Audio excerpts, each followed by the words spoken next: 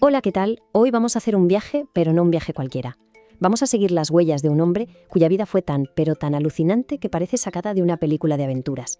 Hablamos, como no, del gran Marco Polo.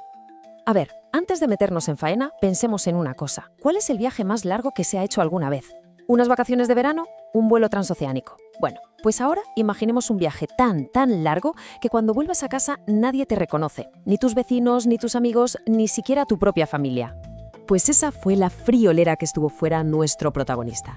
24 años. Es que es una vida entera, tiempo más que suficiente para que el mundo se olvide de que existes, para que tu ciudad te mire como si fueras un fantasma. De esa escala, de esa magnitud, es la aventura que vamos a descubrir hoy. Y todo empieza en un lugar de ensueño, Venecia, la ciudad de los canales. Ahí tenemos a un jovencísimo Marco Polo, viendo cómo su padre y su tío, que ya eran unos comerciantes de renombre, preparan una expedición que, sin él saberlo, le iba a cambiar la vida por completo. Con solo 17 años, 17. A Marco le llega la oportunidad de su vida. Le dicen, ¿te vienes con nosotros al otro lado del mundo, a las tierras del mismísimo Kublai Khan? Es que hay que ponerse en la piel de un chaval veneciano de la época. La llamada de la aventura, de lo desconocido, era irresistible. Pero ojo, que nadie se imagine un viaje en avión con su maleta de ruedas. Esto no fue un paseíto, fue una auténtica odisea. Vamos, una prueba de supervivencia brutal que se alargará durante años. Fueron más de 3 años solo para llegar. 3 años. Y se enfrentaron a todo lo que se les puso por delante. Primero, desiertos que te cuecen vivo, a lomos de un camello. Luego, nada menos que el Himalaya, escalando el techo del mundo con un frío que pela. Y todo esto siguiendo la mítica ruta de la seda. Es que cada día era un nuevo reto. Y después de esa paliza de viaje, por fin llegan. ¿Y a dónde llegan? Pues ni más ni menos que a la corte del tipo más poderoso del planeta en ese momento, el gran emperador mongol Kublai Khan. Sí, el nieto del legendario Gengis Khan. Y aquí pasa algo curioso. El emperador se queda prendado del chaval, de Marco. Ve en él algo distinto, una chispa, una curiosidad insaciable y sobre todo una facilidad pasmosa para los idiomas. Así que, ¿qué hace? Lo convierte en su hombre de confianza, en su enviado especial.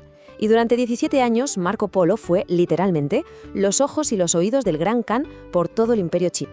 Claro, lo que Marco ve durante esos años es de otro mundo. Para un europeo era pura brujería. Imagina que cuenta que ha visto piedras negras que arden solas, como si fueran leña, o trozos de papel que se usan como si fueran monedas de oro, y unos fideos larguísimos hechos con harina. ¿Pero qué demonios era todo aquello? Bueno, pues el primer misterio, esas piedras que ardían, era el carbón, algo que en Europa ni se olía, una fuente de energía increíble que daba mucho más calor y duraba mucho más que la madera. Un cambio de juego total. Lo de los papeles con valor de oro era el papel moneda, un concepto que nos parece normal hoy, pero que estaba, atención, 700 años adelantado a su tiempo en Europa. Un sistema económico súper avanzado, con el sello del emperador para darle validez. Alucinante. ¿Y los fideos largos? Pues sí, eran espaguetis, o algo muy parecido. Y aquí viene lo bueno, lo irónico, que un italiano descubriera en China el plato que siglos más tarde se convertiría en el emblema de Italia.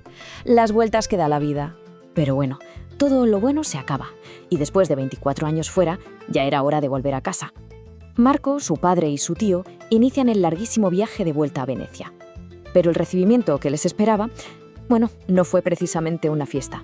Es que nadie los reconoció, llevaban ropas raras, hechas polvo por el viaje, hablaban su propio idioma con un acento extranjero. Vamos, que hasta su propia familia se pensó que eran unos estafadores. Y claro, cuando Marco empezó a soltar todo lo que había visto, la gente se partía de risa. Le sonaba a chino, nunca mejor dicho, a cuentos para no dormir. La gente se mofaba de él, directamente. Es que sus historias de un imperio tan avanzado, con papel moneda y carbón, eran demasiado para la cabeza de un europeo del siglo XIII. Le pusieron un mote, un apodo para reírse de él. Marco il Milione, o sea, Marco, el del millón de mentiras. Pero la historia, por suerte, no termina con un hombre ridiculizado. A pesar de todo, de que nadie le creyera, el conocimiento que traía Marco iba a encontrar una manera de salir a la luz, y lo haría de la forma más rocambolesca posible. Resulta que años más tarde, en una de las típicas guerras entre ciudades italianas, a Marco lo capturan y lo meten en la cárcel. Y allí, en una celda, para matar el aburrimiento, ¿qué hace? Pues contarle toda su vida a su compañero de celda. Y da la casualidad de que el compañero era escritor. un tal Rustichello de Pisa, que se dedicó a ponerlo todo por escrito. Y así, en una cárcel, nació uno de los libros más influyentes de la historia, Los viajes de Marco Polo. Y el impacto de ese libro fue brutal. Para entenderlo bien hay que ver el antes y el después. Antes del libro de Marco, para un europeo el mundo se acababa ahí, a la vuelta de la esquina, en Oriente Medio. Pero después de su libro, de repente el mapa se hizo gigante. Aparecieron de la nada imperios enormes, culturas fascinantes, ciudades increíbles, un mundo nuevo por descubrir. Al final resulta que sus millones de mentiras eran en realidad un mapa.